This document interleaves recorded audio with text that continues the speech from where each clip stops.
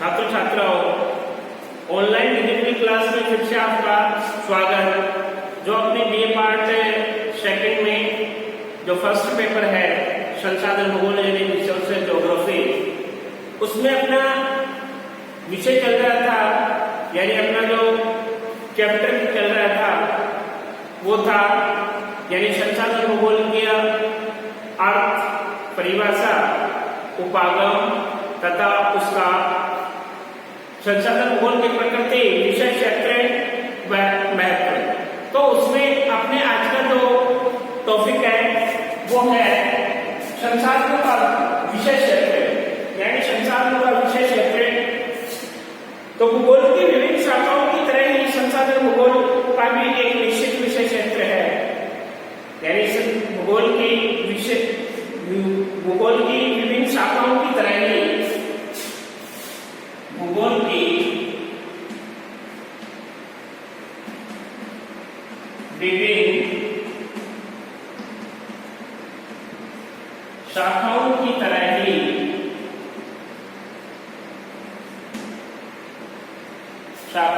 तरह ही संसाधन भूगोल का भी एक निश्चित संसाधन भूगोल का भी एक निश्चित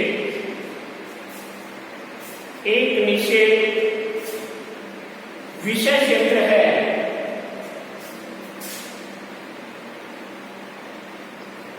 विषय क्षेत्र है जिसमें हम पृथ्वी पर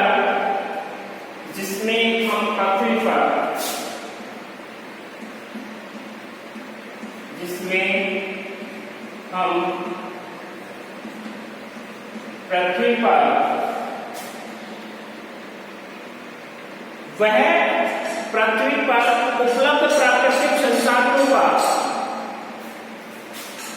उपलब्ध प्राकृतिक संसाधनों का संसाधनों का मानव द्वारा उपयोग प्रमुख है। मानव द्वारा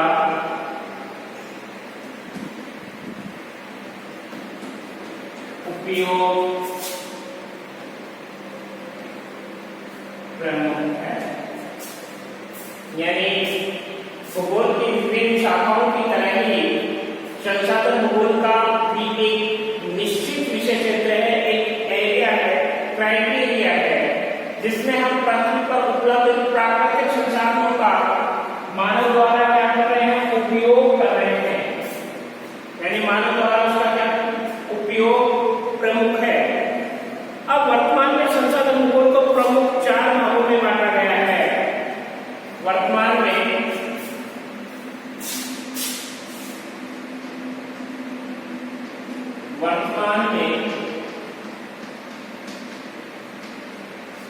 संसाधन भूगोल के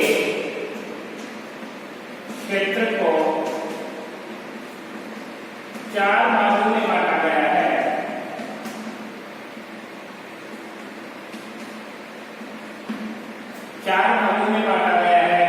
जिसमें जैसे संसाधन भूगोल का विषय क्षेत्र, यहाँ लिखते हैं संसाधन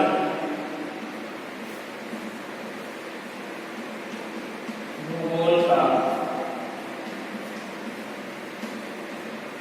विषय क्षेत्र।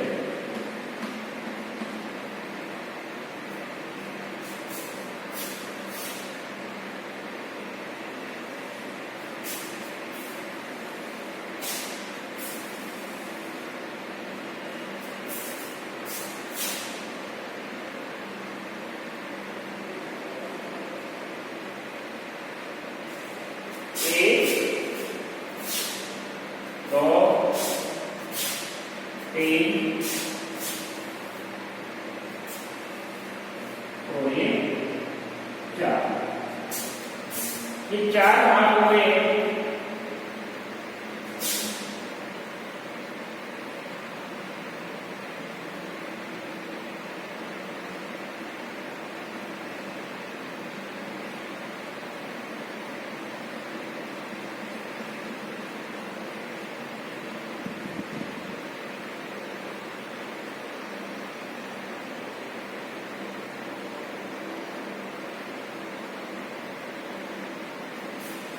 ये संसाधन भूगोल के 4 भाग हुए।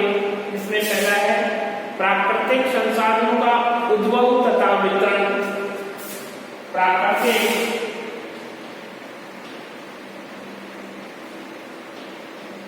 संसाधनों का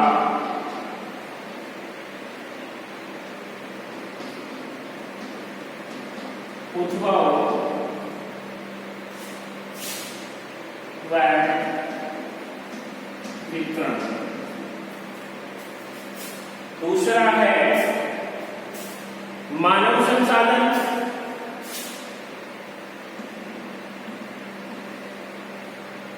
मानव संसाधन।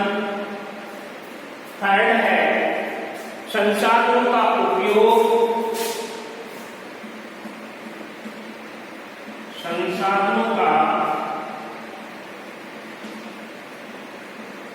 उपयोग।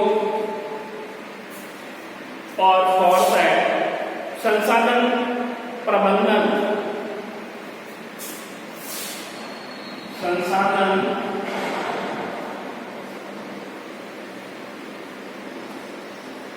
प्रबंधन। ये 4 भाग हैं संसाधन भूगोल का जो विषय क्षेत्र है उसमें। फर्स्ट, थर्ड और एक और। ये 4 भागों में संसाधन भूगोल का जो विषय क्षेत्र है उसको 4 भागों में बांटा गया है। इसमें पहला है यानी प्राकृतिक संसाधनों का उद्भव तथा वितरण। अब ये कहां से हो रहा है? जैसे जल, मृदा, इनको भी अलग अलग भागों में बांटा गया है। तो जल, मृदा, वनस्पति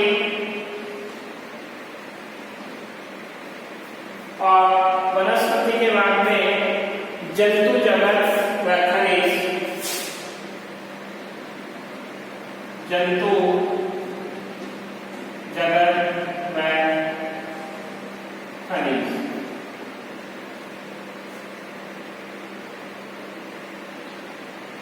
एक, दो, तीन, 4 और ये 5। यानी प्राकृतिक संसाधनों का जो उपभोग और वितरण कहां से हो रहा है? जल के द्वारा, मृदा के द्वारा, वनस्पति के द्वारा, जंतु जगत के द्वारा और खनिज के द्वारा। इनको कितने भागों में बांटा गया है? 5 भागों में। अब दूसरा है मानव संसाधन। तो मानव संसाधन में वृद्धि, फर्स्ट है वृद्धि। दूसरा है वितरण। तीसरा है वितरण के बाद में मानवीय क्षाम।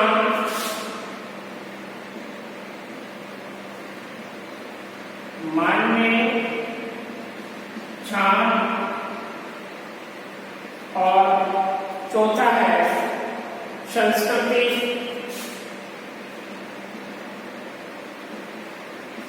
संस्कृति और 5वां है कौशल। ये इसको भी फिर कितने भागों में? 5 भागों में बांटा गया है मानव संसाधन को।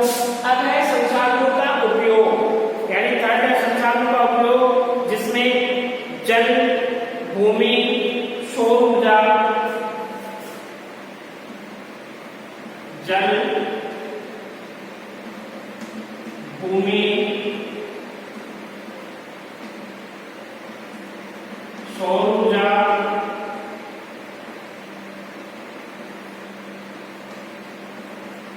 और फोर्थ है मृदा,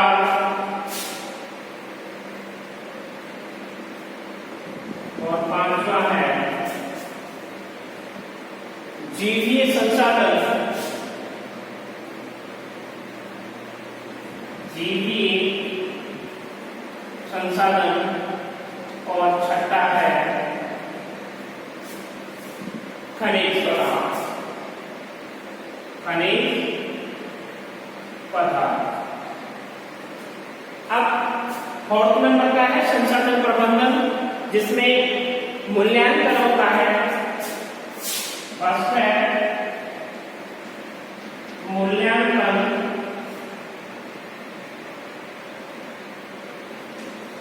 सेकंड है संरक्षण,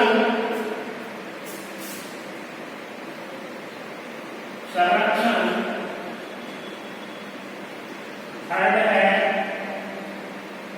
उपयोग, और फोर्थ है नियोजन रणनीति, नियोजन रणनीति। ये क्वेश्चन पूछा जाता है कि संसाधन भूगोल का क्या तात्पर्य है तथा संसाधन भूगोल के विशेष क्षेत्र के बारे में स्पष्ट लिखिए। तो उसमें यदि संसाधन भूगोल का विशेष क्षेत्र पूछा जाता है, क्राइटेरिया पूछा जाता है, तो उस क्राइटेरिया में आपको सबसे पहले उसका भूगोल की विभिन्न शाखाओं की तरह ही संसाधन भूगोल का भी एक निश्चित विशेष क्षेत्र या क्राइटेरिया होता है, जिसमें हम प्राथमिक और उपलब्ध प्राकृतिक संसाधनों का मानव द्वारा उपयोग उसमें क्या होता है, प्रमुख होता है। अब उसको मुख्य रूप से यानी वर्तमान में संसाधन भूगोल का जो क्षेत्र है, भूगोल का क्षेत्र का 4 भागों में बांटा गया है। यानी संसाधन भूगोल के विषय क्षेत्र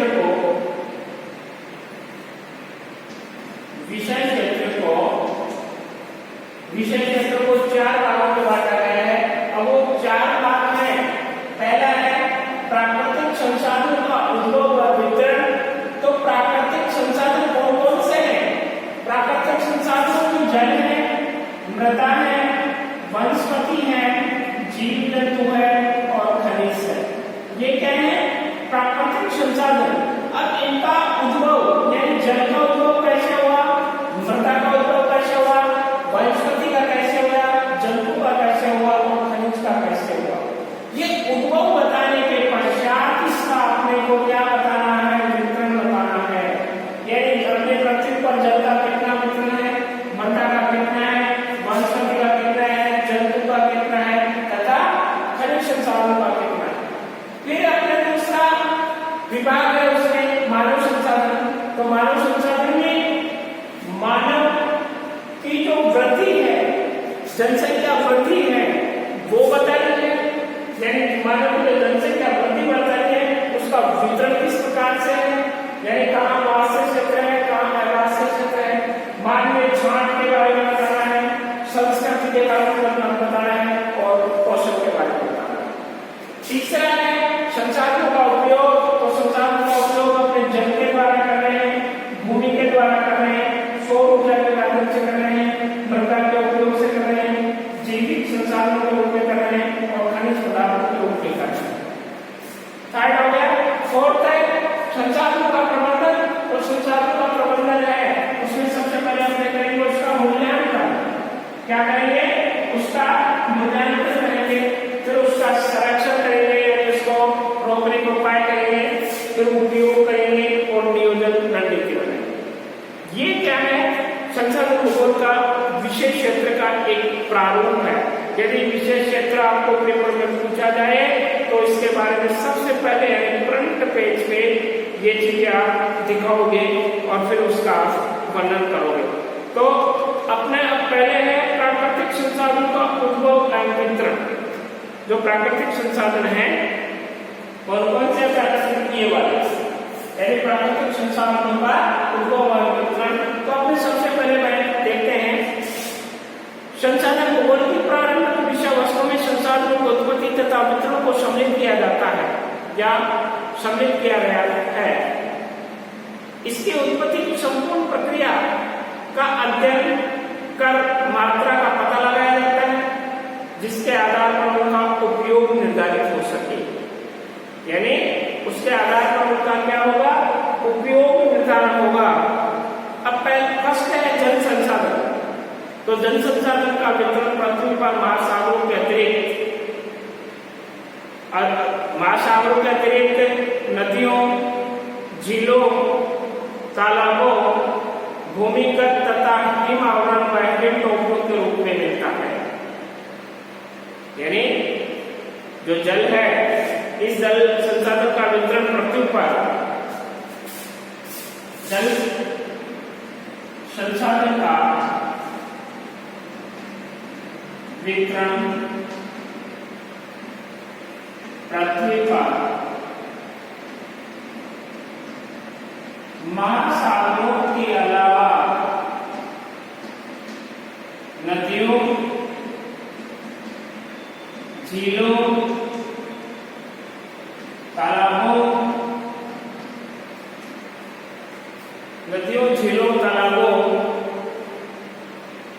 भूमिगत तथा हिम आवरण,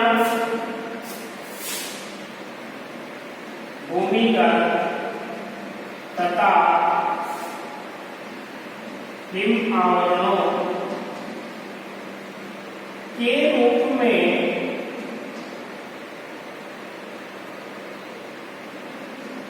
रूप में पाया जाता है। अब दूसरा है मृदा। दूसरा जो एलिमेंट है वो दूसरा एलिमेंट है मृदा। मृदा या भूमि। भूपटपट्टी का जो ऊपरी आवरण क्या कहलाता है, भूमि कहलाता है। अपनी जो भूपटपट्टी है, यानी श्वेश महोदय के अनुसार, तो श्वेश महोदय ने इसको 3 भागों में बांटा था। तो जो भूपटपट्टी का जो ऊपरी आवरण है उसको क्या कहा जाता है, मृदा कहा जाता है। तो भूपटपट्टी का ऊपरी आवरण भूमि कहलाता है, जिसमें मृदा का निर्माण होता है। यानी भूमि कहलाता है जिसमें मृदा का निर्माण होता है। मृदा संसाधन एक आधारभूत संसाधन है। यानी मृदा संसाधन क्या है, एक आधारभूत संसाधन है जिस पर जीवी संसाधनों जैसे वनस्पति है, जीव जंतु है, का अस्तित्व निर्भर करता है। यानी क्या करता है, उनका अस्तित्व निर्भर करता है। अब तीसरा है खनिज संसाधन। इनको मुख्य रूप से 3 भागों में बांटा गया है। ऊर्जा संसाधन, धात्विक खनिज व अधात्विक खनिज। खनिज संसाधनों को कितने भागों में बांटा गया है, ऊर्जा संसाधन, धात्विक संसाधन व अधात्विक संसाधन। इनको कितने भागों में, 3 भागों में बांटा गया है। तो ऊर्जा संसाधन में जो ऊर्जा संसाधन खनिज है, जिसमें अपने कोयला को प्रायोरिटी देते हैं, पेट्रोल को प्रायोरिटी दे रहे हैं, प्राकृतिक गैस है, आणविक खनिज है। अब आणविक खनिज में अपने किस को, यूरेनियम तथा थोरियम को अपने अहम भूमिका माना जाता है। दूसरा है धात्विक खनिज, जिसमें धात्विक खनिज में लोहा है, तांबा है, जस्ता है, सीसा, मैग्नीज, चांदी, सोना, प्लेटिनम। अधात्विक खनिज में अभ्रक है, जिप्सम है, गंधक है, व पारा। और जीवीय संसाधन है, इनमें भी इनको भी मुख्य रूप से 2 भागों में बांटा गया है। पहला है वनस्पति संसाधन, जिसमें वन, झाड़ियां, घास आदि क्षेत्र आते हैं। जंतु संसाधन, दूध व मांस देने वाले पशु, भार ढोने वाले पशु आदि मछलियों को भी इसी वर्ग में रखा जाता है, जो लोगों के लिए एक महत्वपूर्ण खाद्य संसाधन है।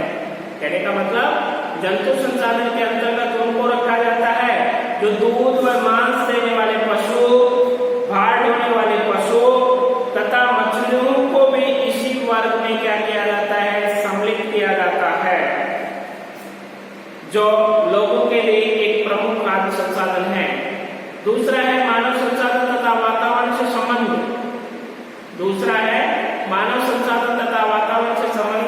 मानव संसाधनों में किसी भी प्रदेश की जनसंख्या के वितरण, संसाधनों की तुलना में उसका घनत्व तथा इसके गुणात्मक पक्षों जैसे शारीरिक शक्ति, मानसिक क्षमता तथा स्वास्थ्य आदि का अध्ययन प्रमुख है। मानव संस्कृति के प्रतिरूप को भी एक संसाधन माना जाता है, यानी जो मानव संस्कृति का जो प्रतिरूप है उसको भी संसाधन माना जाता है। और किसी भी प्रदेश में विज्ञान एवं प्रौद्योगिकी के विकास के अनुसार ही उसका आर्थिक विकास होता है। यानी विज्ञान व प्रौद्योगिकी जितना विकसित है उतना ही उसका क्षेत्र क्या होता है, डेवलप होता है। तो विज्ञान जितनी उन्नति करेगी उतना ही सामाजिकता का क्या होगा, विकास होगा। अब संयुक्त राज्य अमेरिका, रूस, जर्मनी तथा जापान, फ्रांस आदि इसके उत्कृष्ट उदाहरण माने जाते हैं। कहने का मतलब वहां क्या है, जो विज्ञान है, विज्ञान और प्रौद्योगिकी का क्या है, जो विकास वो काफी तेज गति से हो रहा है। तेज गति से विकास होने के कारण वहां का जो आर्थिक विकास का ढांचा है वो भी काफी विकसित है। अब संस्कृति के अतिरिक्त उद्योगों का जो सामाजिक संगठन की महत्वपूर्ण हुआ है, क्योंकि इसके आधार पर ही संसाधनों का उपयोग का दृष्टिकोण बनता है। समाजवाद, पूंजीवाद, साम्राज्यवाद, उपनिवेशवाद, साम्यवाद तथा जनतंत्र आदि सामाजिक राजनीतिक संगठनों का प्रभाव किसी प्रदेश के संसाधन दोहन तथा आर्थिक विकास पर पड़ता है।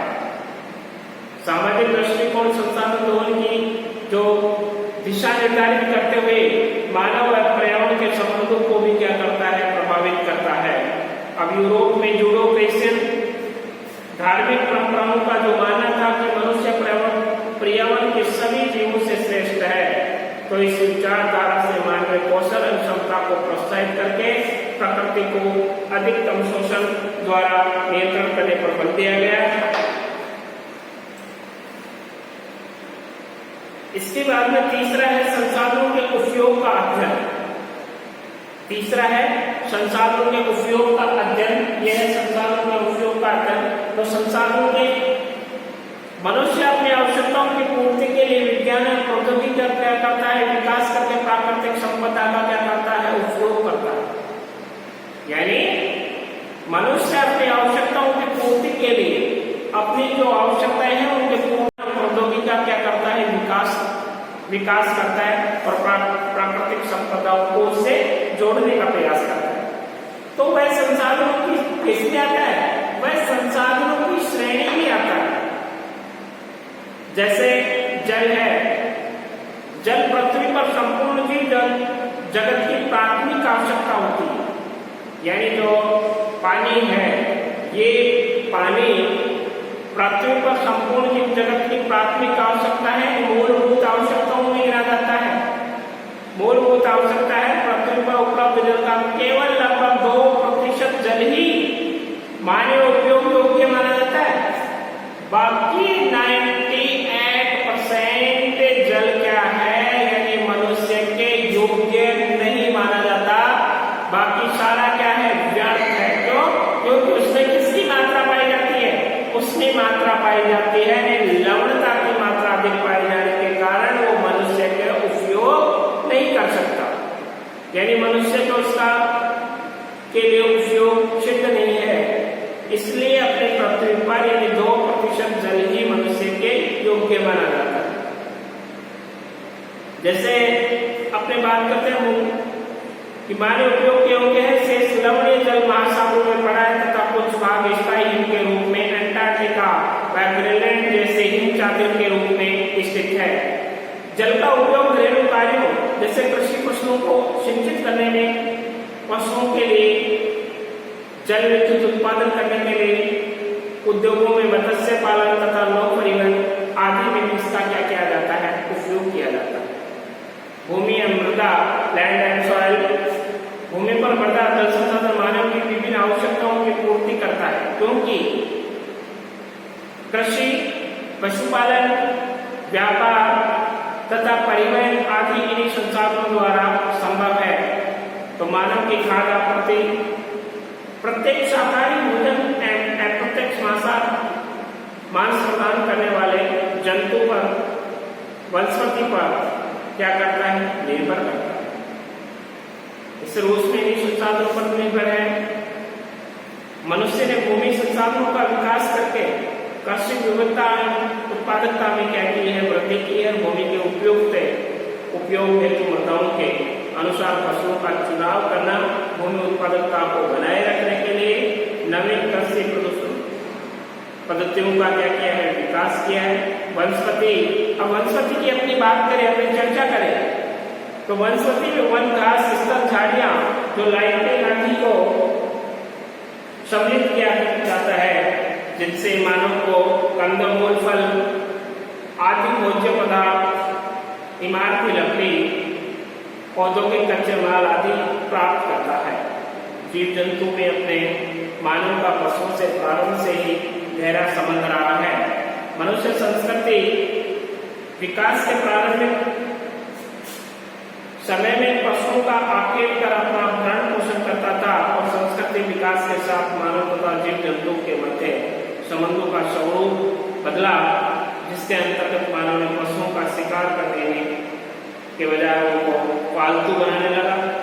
खनिज में अपने कई प्रकार के खनिज हैं जो प्रकृति की आंतरिक संरचना से अपने को क्या होते हैं, प्राप्त होते हैं। अब वो जब तक पृथ्वी की आंतरिक संरचना में पड़े हुए हैं तब तक वो संसाधन नहीं कहलाते, और उसको निकालने के पश्चात जब मानव जाति उसका क्या कर लेती है, उपयोग कर लेती है, उसके बाद में वो क्या है, मानवीय संसाधन कहलाते हैं या संसाधन के रूप में प्रचलित होते हैं।